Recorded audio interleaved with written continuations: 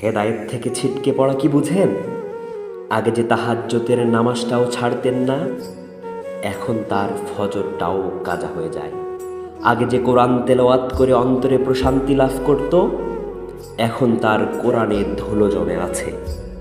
অথচ তার একটু সময় হয় না কোরআনটা খোলার। আগে যে গান শুনতে পেলে কানে আঙুল চেপে ধরত, এখন সে গান শুনতে, গান শেয়ার করতে দুবারও ভাবে না। আগে যার প্রোফাইলে দিনই পোস্ট শোভা পেত, এখন সে নিজের বেপর্দা ছবি শেয়ার করতেও তার হাত কাঁপে না। আগে যে হারাম সম্পর্ককে ঘৃণা করত, এখন সেই হারাম সম্পর্কেই জড়িয়ে পড়েছে। হেদায়েত আসে আল্লাহর পক্ষ থেকে, যেটা আল্লাহ দয়া করে মায়া করে ভালোবেসে দান করেন। আর হেদায়েতের পথে টিকে থাকতে হয় নিজের সাথে ও নিজের নফসের সাথে যুদ্ধ করে, যেটা সবাই পারে না। তাই তো হেদায়েতের পথ থেকে ছিটকে যায়, পড়ে নফসের ধোকায়, শয়তানের ক্রুমন্ত্রণায়।